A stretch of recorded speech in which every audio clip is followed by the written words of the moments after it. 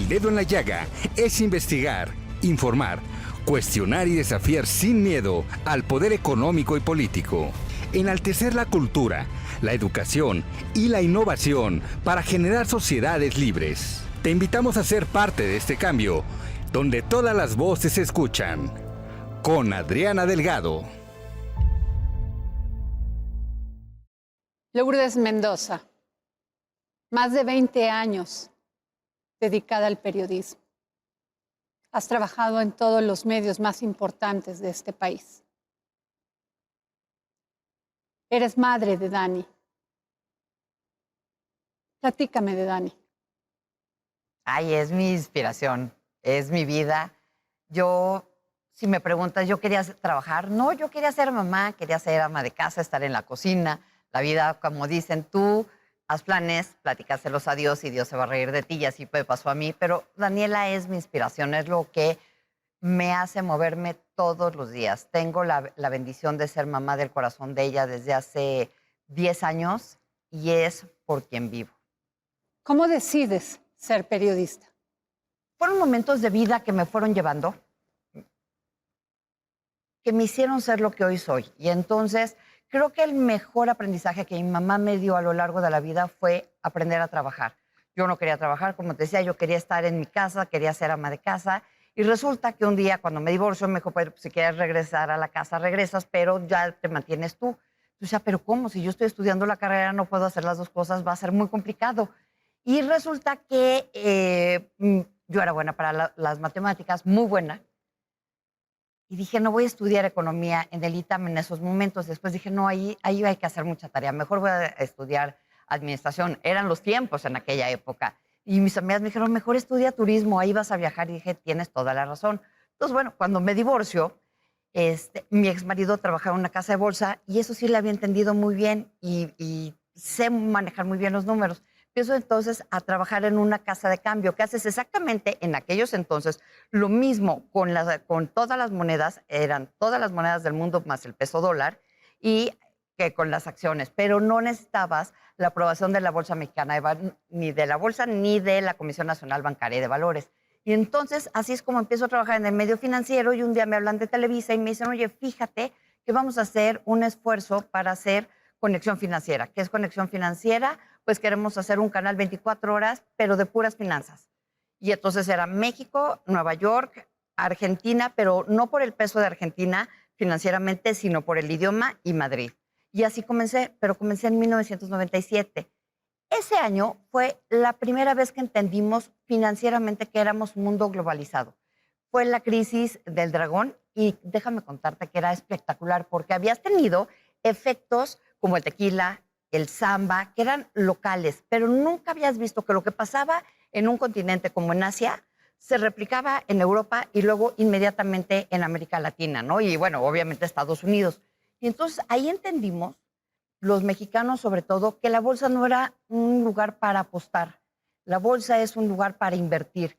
Y además, que ya el mundo era un mundo globalizado, que lo que pasaba en la bolsa no era para que los ricos se hicieran pobres, que si la bolsa bajaba, significaba que las perspectivas del país no eran buenas, que la economía no iba a jalar para adelante, obviamente. Entonces, ahí fue el punto de inflexión de mi existir.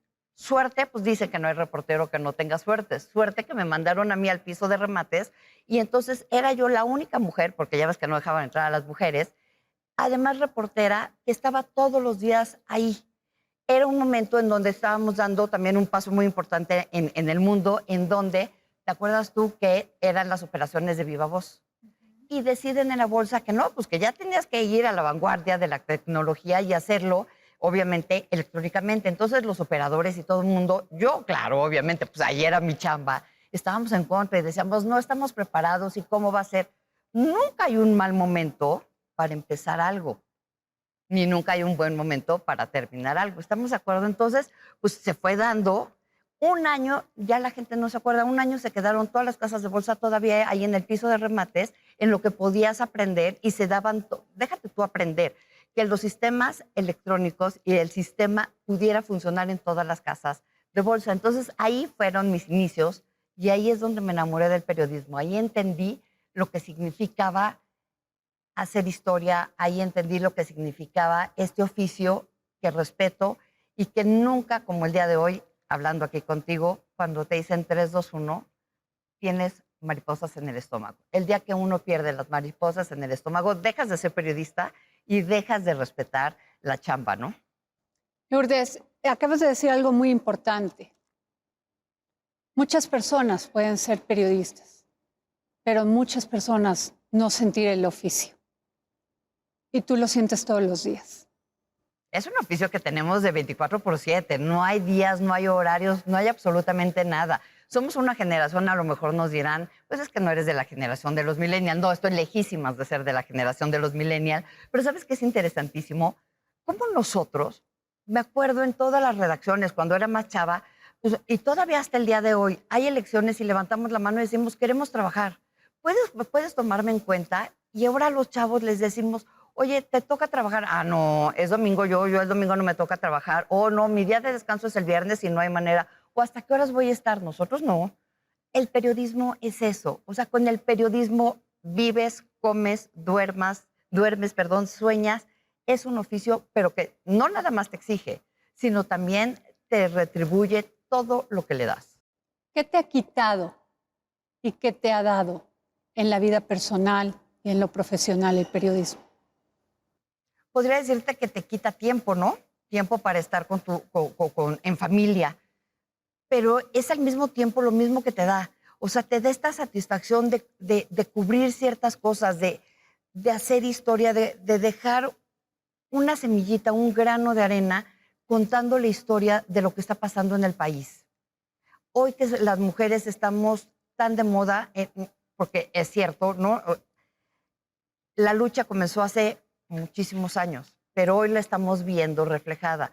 Y hoy levantarte y alzar la voz y decirle, por decirte a las 250 legisladoras que están en el presupuesto, oye, tu presupuesto no nos está representando a las mujeres. ¿Para qué estamos luchando? No luchamos para que tú llegaras a ser legisladora para ti, sino para que nos representes. Eso no tiene precio. ¿Cómo compaginas tu actividad periodística con ser madre de Dani? Es difícil, sí, es muy difícil, pero a mí me enseñaron algo, a que siempre le tenía que hablar con la verdad. Entonces, si yo le digo, ¿estás castigada? Tantos días estás castigada y se lo cumplo hasta el último día. Si me dicen, si yo le digo, mañana vamos al cine, mañana vamos al cine. Y me acuerdo perfecto, alguna vez me tocó, ¿te acuerdas cuando estaban legislando en el Congreso el 3 de 3? Tenía que ir me hablan y me dicen, oye, ¿por qué no vienes a cubrir la sesión? Hoy es un día muy importante y era domingo y yo había quedado llevarla al cine. Pues la llevé a la matiné. Entonces fui, cumplí, hice mi chamba de mamá, la llevé a la matiné y de ahí me fui a trabajar. Y pues, ¿cómo vas compaginando? Hablándole con la verdad y haciéndole entender que una mujer hoy en día, un ser humano hoy en día, además de mamá, además de esposa, además de amiga, antes que nada eres tú. Y la chamba, pues, la necesitas. O sea, no hay manera de que en mi casa podamos comer si no trabajo todos los días. ¿Te has sentido alguna vez culpable No. de ser exitosa? No me siento exitosa. Soy una mujer nada más que todos los días sale a trabajar, que tiene el enorme placer de hacer un trabajo espectacular que me llena y que lejos de sentir que voy a trabajar, siento que me realizo todos los días. El mundo de las mujeres. ¿Te ha tocado ir arreando durante estos 20, 25 años que llevas de carrera periodística? ¿Qué ha cambiado en México para las mujeres, Lourdes? Mira, yo al principio no era un tema que me gustara y te lo puedo decir a partir del año pasado, ¿eh? Todavía cuando me decían las legisladoras, ciertas legisladoras me decían, oye, métete, ayúdanos a que sea la paridad, de que sean la mitad de candidaturas para hombres y la mitad para mujeres, ¿no? Ves que fueron 11 las candidaturas que estuvieron en juego en gubernaturas. Y entonces yo les decía, no, es que yo no estoy de acuerdo con las cuotas. Es que, ¿y cómo vamos a hacer? Ahorita son gobernadores y luego ¿qué vamos a hacer? Un sexenio es mujer y un sexenio es hombre, una presidenta y un presidente. Entonces decía, no. Y la verdad es que, ¿qué crees? También quien me dio una gran lección, Lía Limón. Lía Limón, muy al principio de este sexenio, me decía, oye, por favor ayúdame a visibilizar la grave situación que están viviendo la mayoría de las mujeres al haber quitado las estancias infantiles. Y yo me volteaba y le decía, Lía, yo escribo de Pemex. O sea, si truena Pemex, truena todo el país. Entonces ya no vamos a tener, ¿no? ¿Para qué luchar? Y hoy escribo justamente de esta invisibilización que estamos viviendo las mujeres en el presupuesto, pero de la misma manera estoy exigiéndoles a las 250 diputadas que están ahorita recién electas en el Congreso, voltearnos a ver. Toda la lucha que han dado otras mujeres, es para que ustedes nos visibilicen a nosotras, no para que ustedes llegaran o para que estén a las órdenes o viendo lo que quieren en sus bancadas, sino para que nos voltearan a ver. ¿Qué ha cambiado? Yo creo que ha cambiado absolutamente todo. La primavera morada no ha terminado. Nos interrumpió una pandemia, pero pues las mujeres ahí estamos alzando todos los días la voz. ¿Qué queremos? Igualdad de circunstancias. ¿Qué queremos? Un piso parejo. ¿Qué queremos? Que nos paguen igualito a las mujeres que a los hombres. Yo al principio decía, viniendo de un mundo de finanzas en donde hay muy pocas mujeres, yo decía, mira, esto es muy fácil, nada más hay que tener la piel muy dura. Y con eso, sí, pero es que a nosotras nos exigen mucho más. Pues sí, pero eso es lo que tocó. Si tú ves a las nuevas generaciones, ellos ya no tienen este chip. Ellos ya están siendo educados como nosotros los estamos educando a que hay igualdad de todo. No es de que las niñas levantamos la mesa y los hombres se sientan a que nosotros los atendamos. Los dos somos igualitos, pero también somos complementarios. Y lo más importante, no somos enemigos. Si no vamos al parejo hombres y mujeres, esto es una lucha ridícula. Vamos y somos pareja y somos complementarios. Emilio Lozoya es director de Pemex. Presentó una denuncia de hechos en contra de 17 personas, en las que involucró a legisladores, exsecretarios de Estados, como el exsecretario de Hacienda, Luis Videgaray, al expresidente Enrique Peña, así como a ti. Dijo que Luis Videgaray le había pedido comprarte una bolsa de la marca Chanel en aquel entonces. ¿Qué sentiste? Que la Virgen me hablaba al oído. Pero déjame ir un paso atrás. Ese mismo día, ese miércoles, una amiga que ya tenía la denuncia filtrada, desde el lunes me había buscado. Esto, cuando se filtra, es el 19 de agosto del 2020. El lunes me habla una amiga y me dice, oye, tengo que alertarte de algo. Pues le dije, oye, no puedo, traigo mucha chamba, no puedo. Me acuerdo, en esos entonces iba a grabar los lunes Azteca, en las noches. Llegué a mi casa y dije, bueno, ¿qué tengo? Casas no, tengo dinero, no tengo nada, porque nada debe nada teme, me dormí. Martes seguí trabajando, miércoles llega a mi casa y me dice, oye, vienes en la denuncia de Emilio Lozoya.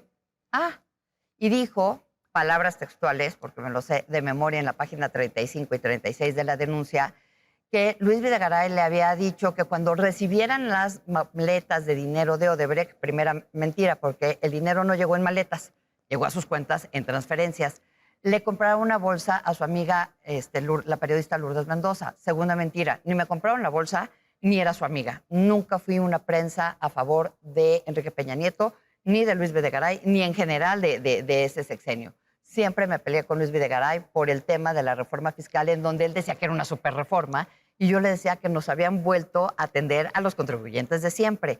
Pero él dice que esto pasa entre el 2013 y 2014, y que ahí es donde me compré la bolsa. Yo ya demostré que en ese entonces ya no existía la tienda Chanel en Polanco, pero no nada más ahí se quedó. Tuvo la bajeza de meterse también con mi hija y decir que yo había mandado decir, ay, sí, me veo guapísima con esta bolsa, pero necesito que si me ayudan, por favor, a pagar la colegiatura de mi hija. Mi hija iba en esos años en maternal y kinder 1.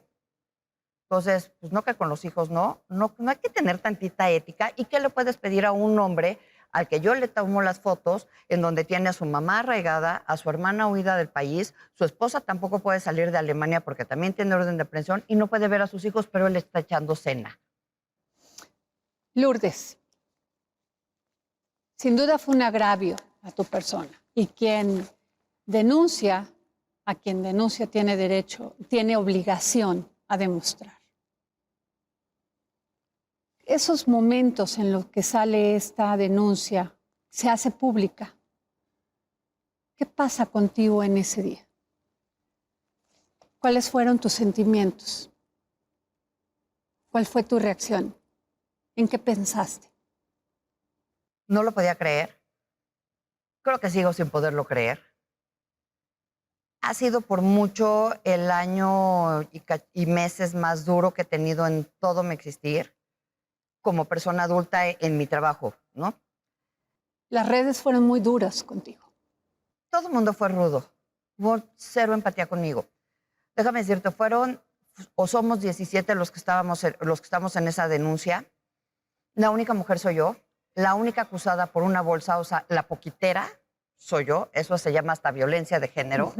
Es decir, yo me vendo hasta por una bolsa. O sea, las viejas no servimos para nada, para una bolsa. No estoy diciendo que si me hubiera vendido por una casa o por miles de millones, eso esté correcto, pero era hasta eso era peyorativo de la forma en que me metieron. 3 expresidentes, 2 excandidatos a la presidencia, gobernadores, secretarios de Estado, legisladores y yo, la única mujer, la única periodista, la única que sí hizo su trabajo. Y si no le parecía lo que yo había escrito, tenía todo el peso del Estado en ese momento para haberme demandado. ¿Existen los derechos de réplica o no? Y no es así de que si nosotros queremos o no, los ponemos. No hubo noticiero que no me sacara. Todo el mundo también tenemos esta parte de misoginia en donde, ay, sí, Lourdes, seguro sí le dieron la bolsa. ¿Cómo? ¿Por qué? Pero no nada más dijiste me difamaron, sino pasaron por encima de mi presunción de inocencia y de mis derechos humanos. He llegado hasta la OEA porque no estaba encontrando justicia en mi país, porque me tardé 8 meses en poder notificarlo de que lo había demandado por daño moral. Ese día lo único que tuve a bien fue poner un tuit que decía, esto es mentira, es falso, voy a demandarlo y voy a llegar hasta las últimas consecuencias. 19 de agosto del 2020. ¿Cuándo puse la denuncia? El 31 de agosto del 2020. ¿Por qué me tardé esos días? Porque estábamos en plena época COVID y tenías que sacar un ticket en el ministerio, en los tribunales, para poder ir a presentar la denuncia. ¿Qué sentí? Ha sido lo más fuerte que he vivido, Adriana.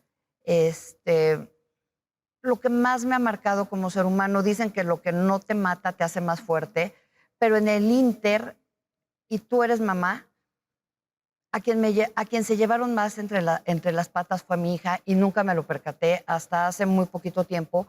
¿Qué sucede? Sacas la casta, te echas para adelante, te defiendes. Los primeros 3 meses yo no me acordaba, no salía de mi casa o salía exclusivamente a trabajar porque sí, en el círculo rojo todo el mundo te dice, vas muy bien, tú síguele por ahí, qué bueno. Sí, pero hay un círculo más amplio de población en donde te voltean a ver y las mamás de la escuela, ¿no? ¿Será será una corrupta? ¿Dejaré a mi hija llevarme con ella? ¿Lo sentías? ¿No? ¿Te lo hacían? Claro que sí, llegabas a todos los lugares. Mira, esta es la que sacó Lozoya.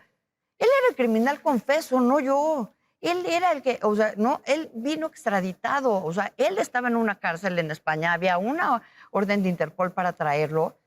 Y la que sale mucho más raspada soy yo, me hacen Lady Chanel.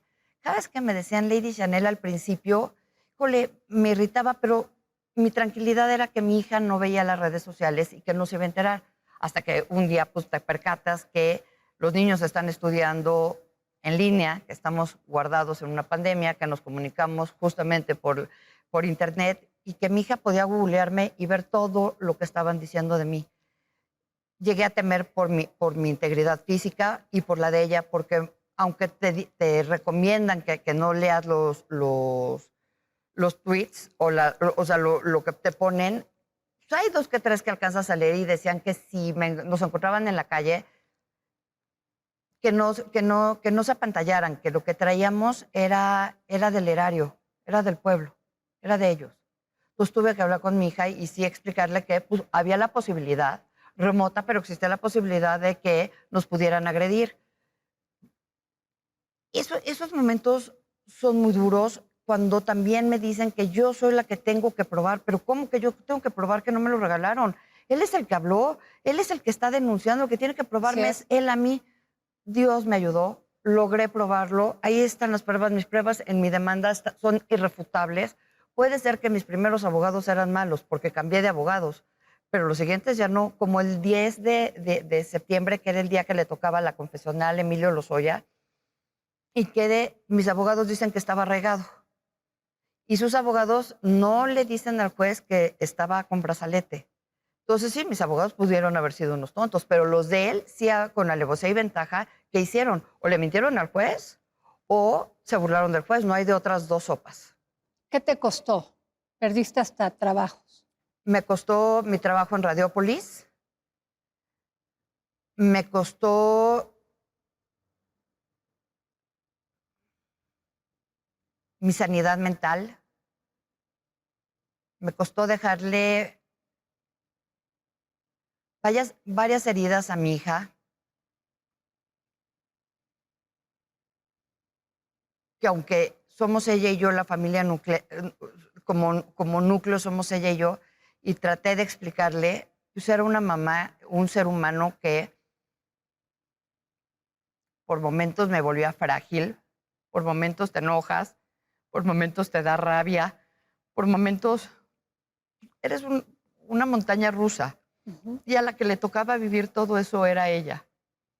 No nada más he tenido que ofrecerle una disculpa, sino también fue agradecerle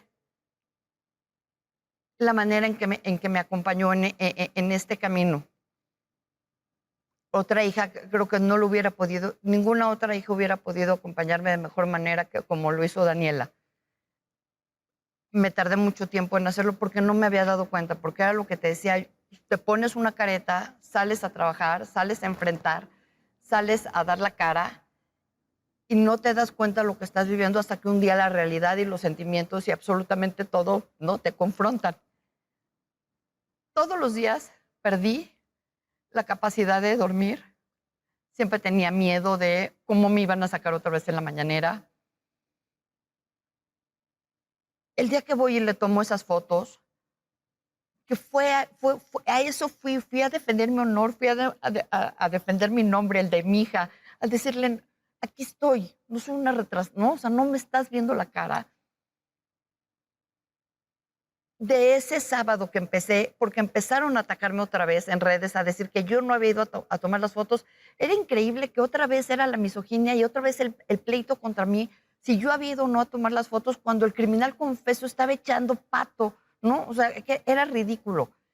De ese sábado en la noche al domingo al lunes en la mañana, que es la mañanera, no vives, porque no sabes cómo vas a salir en la mañanera, no sabes qué te van a decir. Si bien mi problema no fue nunca con la UIF, ni con la fiscalía, ni con el señor presidente, fue con el criminal confeso, que es el mentiroso el que habló de mí, pero sí me sacaron en la mañanera. Lourdes, ¿por quién fuiste más juzgada? ¿Por las mujeres o por los hombres? Yo creo que por los dos, por diferentes maneras. Por las mujeres en esta parte de que tenemos muy poca sororidad, en que somos muy poco empáticas con la de junto. Y los hombres por este desprecio que en la mayor, es que no sé si se habla la palabra desprecio o misoginia o usos y costumbres, dirían algunos. De, claro, una bolsa, ay, sí, seguro se la dieron. Por este minimizar ¿no? Ay, sí, seguro, ella sí fue. Por los dos, pero por diferentes razones. Después de tener 20 años de periodista. Eso no importaba. Pues ¿no te acuerdas que daba finanzas? Claro. ¿Y no te acuerdas que era la de sociales? Claro, sí, por supuesto. Y no la has visto cómo se arregla. O sea, sí, a las mujeres nos siguen juzgando por cómo te ves físicamente, si estás flaca, si no estás flaca. Absolutamente todo es hoy utilizado en tu contra, ¿no? Y como yo decía, ¿dónde están las pruebas? ¿Y dónde está la presunción de inocencia? ¿Y dónde están los derechos humanos? Y un día, tengo que decirlo, porque por el INAI estuve buscando que me dieran los criterios de oportunidad con los que viene a México. Y esto es bien importante, que se sepa. A Lozoya no se le hace un juicio para extraditarlo. Lozoya dice, yo acepto venirme a México después de los arreglos que hace su papá, y él termina diciendo, bueno, sí, acepto. Entonces, así es, por eso no existían estos criterios. Entonces, pido por el INAI que me los entreguen, y alguna persona me busca y me dice del gobierno, me dijo, mira, yo te recomiendo que ya no le muevas, no los vas a conseguir. Y si los llegas a conseguir van a venir testados, es decir, todos los nombres tapados. Y entonces me dice, es que hay que preservar el, la presunción de inocencia y los derechos humanos de Emilio Lozoya. Y los míos, y los de mi hija, y yo ya ni, o sea, y los de los 16 más, pero pues la verdad es que yo saqué la cara por mí. No por lo, yo puedo sacar y meter las manos al fuego por mi chamba y por lo que yo he hecho, no por los demás, ¿no? Pero también he hecho muchas columnas, 5 en total, en donde claramente evidencié por qué la denuncia no jalaba. Y así como tiene errores en conmigo, pues son los errores que tiene con Jorge Luis Lavalle, con los errores de fechas que tiene con Treviño, que tiene con Anaya. Yo no estoy para defender a nadie. Simplemente nuestra chamba como periodistas es evidenciar lo que hay, ¿no? 9 de octubre, 7:56 de la noche. ¿Cómo te enteras que Emilio Lozoya está cenando en el Hunan? Estoy en casa de mi comadre, pero déjame retroceder 2 días, porque esto es muy importante, porque si no, no tampoco se termina de entender. Cuando demando a Lozoya, mis abogados piden una prueba pericial, que es una prueba pericial con una psicóloga, una especialista, un perito especialista en psicología, que debe de estar evaluando, que debería de evaluar el daño psicológico y emocional que yo traía. Y los abogados de Emilio Lozoya dijeron, sí, con mucho gusto, pero nada más te vamos a recetar nosotros 3 más. Y dentro de las preguntas o lo que me tenían que analizar era si yo mentía, si yo anteponía mis principios a recibir dinero, si yo manipulaba la información, si mis antecedentes familiares eran los que me habían llevado a ser quien soy. Pues como yo les decía, oye, pero el criminal es él, no yo. Pero entonces, ¿qué sucede? Y que esto nadie, digo, son momentos muy difíciles. El jueves me toca, que es jueves 7, me toca ir a mi pericial. Y es volverte a revictimizar, porque tienes que volver a acordarte de muchísimas cosas. El que rechinas los dientes, he perdido ya 2 dientes. Lo que te decía de acordarme de que no salí 3 meses de mi casa. Todos estos sentimientos, ¿no? Que van. Eso fue el 7. ¿Sabes que el 8 me pusieron una de las primeras pruebas de él? ¿Cómo? ¿Cómo no se percatan que yo soy la que me estoy defendiendo? Yo no soy la criminal. ¿Por qué me ponen una el 7 y cómo la otra el 8, no? Y son pruebas de entre 4 y 6 horas. Entonces, voy el viernes y ya te imaginarás en esos periodos, es lo que dices, ¿cómo es mi vida en mi casa? ¿Cómo llegas a tu casa? Deshecha. Ese día llegué, me volví a meter a la cama, tenía escalofríos, puse a llorar, a decir, ¿en qué momentos alguien está en esta pesadilla? Y pues ya, sabía que de todas maneras me tenía que presentar a las otras pruebas periciales. Y el sábado mi comadre me hace esa comida con su familia para arroparme, para decirme, no estás sola. 7:36, 7:38 de la noche, más o menos, recibo de una persona un WhatsApp con una foto y me dice, es en tiempo, se ve que a él también se la mandaron porque se ha reenviado. Entonces, me dice, esto es en tiempo real en el Hunan de las Lomas. Entonces, se me cambia la cara, o sea, no el rostro, me cambia, redacto el tweet y lo subo. Y en eso digo, no me puedo quedar así. O sea, tengo que ir, con los 2 días que yo he pasado, tengo que irlo a ver. Entonces, no. Ibas a redactar un tuit del hecho. Redacté el tuit y lo subí. Ajá. Y entonces, pero no me podía quedar así, tenía que irlo a ver, o sea, y estaba a 8 minutos, entonces te vuelves, no es reportero que no tenga suerte. Entonces, salgo, o sea, me paro, no le digo a nadie a dónde voy, nada más les digo, me tengo que ir. Todo el mundo se queda helado diciendo, pues, ¿a dónde va? Me salgo de cofre de perote. Es más, se me dispara el celular y nuestra amiga Ivonne Melgar me contesta y me dice, ¿qué pasó? Le dije, no, perdóname, es que se me disparó, pero ahí voy para buscar a Lozoya, no sé qué. Entonces me aventé eso, sí, corrupta no soy. Ese día sí me pudieron haber levantado todas las infracciones de tráfico, habidas y por haber, todo lo hice. Me pasé altos y me retorné en donde no. Iba nerviosa. Iba a enfrentarme a mi verdugo, iba a enfrentarme a esa persona que yo 2 días me había tenido contra la pared y él estaba echando pato, no podía creerlo. Llego, dejo en el coche en el ballet parking, te pones el tapabocas, entro y no estaba la chava de la recepción. Entonces me meto y cuando ustedes entran al Hunan, pues, está del lado izquierdo el salón principal. Entonces, ahí me encuentra y me dice, ¿con quién viene? Le digo, con Lozoya. Entonces se va y la veo que está revisando la lista. Entonces peino hacia el salón, no está. Se me acerca otro señor y me dice, ¿a quién busca? A Emilio Lozoya, me está esperando. ¿De dónde me salió eso? No tengo idea. Me salió. Entonces le digo, pero no está aquí. Y en eso veo la nueva área, está la terraza nueva. Le digo, debe de estar ahí. Me dice, pues sí. Entonces me dice, pues sí, pues suponiendo, si no está aquí, pues está allá. Entonces me voy para allá y ahí es donde tiemblas, sudas, grabo. No, es que si grabo, ¿qué tal si sale el flash? Entonces alerto, no, mejor no. Y no, ¿qué tal si alguien se queja porque esta señora está grabando? Entonces dije, no, mejor Todo no. eso lo pensaste En 3 segundos en lo que estás cruzando el entonces agarro y pongo las fotos, o sea, pongo la cámara y en efecto, entro inmediatamente, es la primera mesa del lado izquierdo. Por lo menos, lo único que no, o sea, fue que estaba de espaldas, pero evidentemente lo reconocí. Entonces me acerqué, le tomé 4 fotos. En la segunda foto, alcanzas a ver cómo Doris Beckman ya me está viendo. En la tercera foto es donde ella grita, ¡ay, no! Y en la cuarta es cuando Lozoya grita, camarero, como si estuviera todavía en España, ¿no? Porque ves que ella estaba escondido. Lo único que tenía a decirle fue... ¿Y qué esperaba cuando gritó camarero?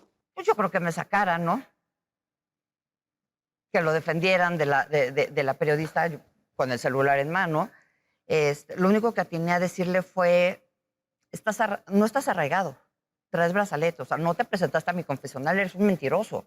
Sí puedes salir, o sea, ya te agarré. Entonces, ¿cuál fue la justificación que te dio para no presentarse en tu...? Lo que te decía hace ratito, que mis abogados habían dicho que estaba arraigado y entonces que sus abogados pues nunca sacaron al juez del, ¿cómo se llama? Del error. Entonces, o sus abogados o se burlaron o le mintieron al juez. Cuando ya grita camarero, me doy la media vuelta, porque tampoco me iba a aventar a que me faltaran al respeto, o que me sacaran, o una cosa bochornosa. Y decía yo en mi columna, me desplomo, y es literal, me desplomo en ese momento en las escaleras, en lo que entrega el ballet parking, y le escribo al abogado y le digo, ya tengo las fotos. Y me dice, necesito que tengan fecha y hora. No soy millennial, screenshot. No, mi teléfono era el iPhone y no estaba actualizado con el sistema más, tú las traes, y entonces no tenían todavía mi huella. Tuve hasta el otro día que actualizar el teléfono porque me habló otra amiga y me dijo, ya el domingo, te están acabando.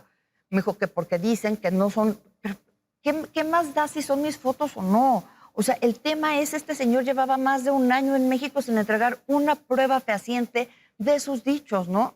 Entonces ya lo hago, ya vuelvo a subir las fotos, y el primero que saca y que entiende la magnitud de lo que había hecho yo con las fotos fue La Jornada.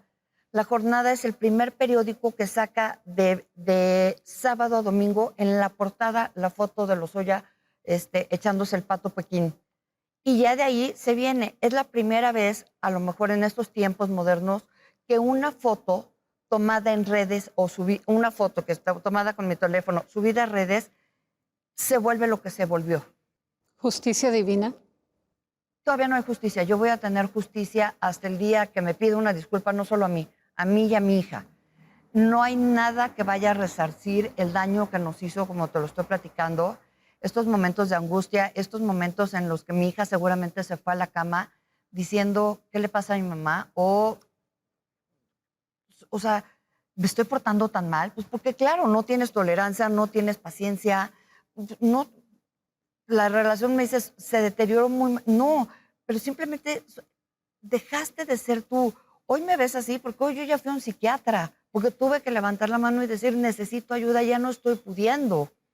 Porque el 3 de noviembre que le dan de fecha límite, ¿te acuerdas? Para que entregara nuevas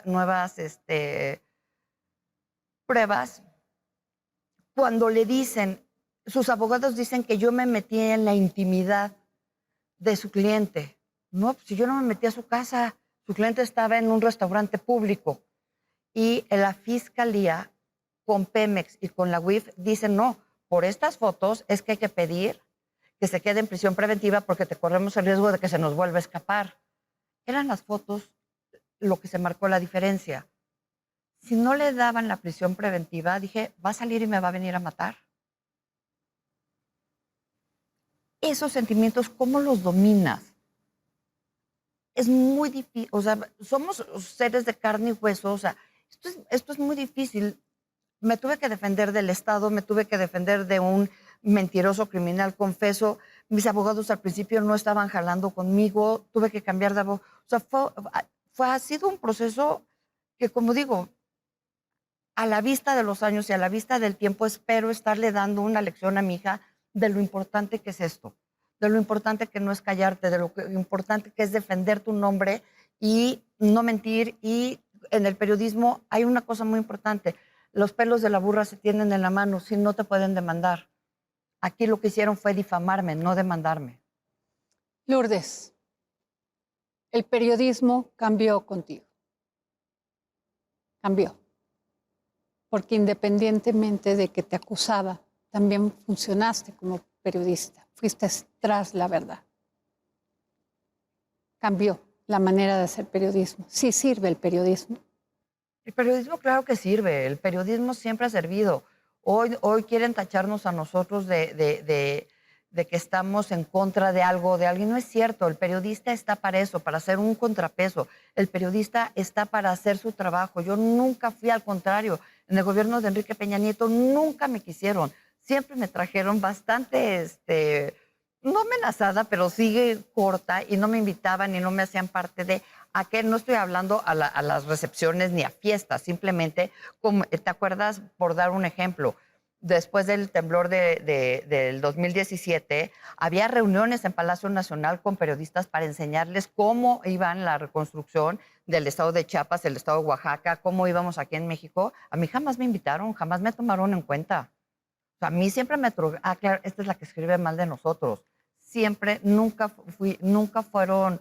Ni yo una prensa a favor de ellos, ni ellos tampoco fueron un gobierno bastante facilito. Fue un gobierno en donde el ícono de la corrupción fue Emilio Lozoya, y varias veces a varios empleadores míos fueron a pedirle mi cuello. Si no hubiese sido por esa foto, quizá Lozoya seguiría en su casa. Sin duda. Sin duda, eso es un hecho. ¿Qué me dices del papel de la Fiscalía? ¿Hay Estado de Derecho en este país? Nos falta, sin lugar a dudas, nos falta. ¿Qué es lo que sucede? Emilio Lozoya lo que quería en mi demanda de daño moral era que yo me fuera en contra de la Fiscalía y que yo demandara a la Fiscalía, porque según él la Fiscalía es quien filtró la información. Y entonces que el que me hace el daño moral es la Fiscalía. No, el que me hace el daño moral es Emilio Lozoya, porque el que dice las mentiras es Emilio Lozoya, no la Fiscalía.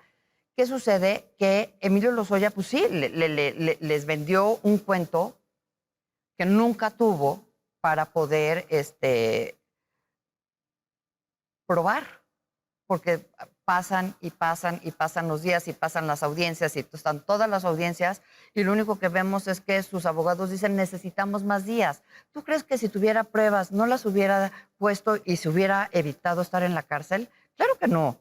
Ellos negociaron absolutamente todo. ¿Por qué? Porque nunca lo vimos llegar. Si tú te acuerdas, cuando estábamos todos afuera del aeropuerto viendo que iba a llegar y que nos fuimos al reclusorio, pues no llegó al reclusorio, llegó al hospital, que porque venía malito, ¿verdad? Que tenía una anemia y tenía tantita gastritis.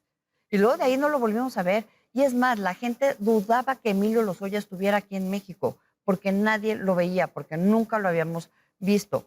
Lo que vimos o lo que yo creo, esto sí ya es una interpretación mía, es que al ir a una cena de esta manera, es que este era su modo de vida. Simplemente nadie se había atrevido a sacarle una foto, a evidenciarlo, porque no es un hecho, o sea, no era algo muy importante por el que había salido. Fue una cena normal a festejarle el cumpleaños a una de las comensales. Dos varas y dos medidas en la justicia, caso Rosario Robles, caso Emilio Lozoya. Sí, sin duda, sí, sin duda. El caso de Rosario Robles yo lo he defendido muchísimo en términos muy claros. Yo siempre he dicho lo que nos debe de importar a los mexicanos, y eso es lo que no he logrado hacer que la gente entienda, es que el debido proceso nos debe de importar a todos, porque hoy soy yo, ayer fueron ellos, mañana pueden ser ustedes. Entonces se tiene que respetar el Estado de Derecho, se tiene que respetar la ley. Es decir, a Rosario Robles le dicen, ven a México, ella se regresa de sus viajes, se presenta, ¿no? 2 veces, no una, 2 veces, y le dice el juez, con un delito que es omisión. No le están acusando que se haya robado el dinero, a Rosario le estás acusando nada más de omisión, de que tú no hiciste las cosas bien, y le encarcelan. Y Emilio Lozoya, que ese sí es un criminal confeso, porque si no, no hubieras podido decir, bueno, quiero acogerme al criterio de oportunidad, que no, ya se lo quitó la fiscalía. La fiscalía claramente el 3 de noviembre dijo, no, no tienes ninguna de las pruebas, quiero que te quedes aquí adentro.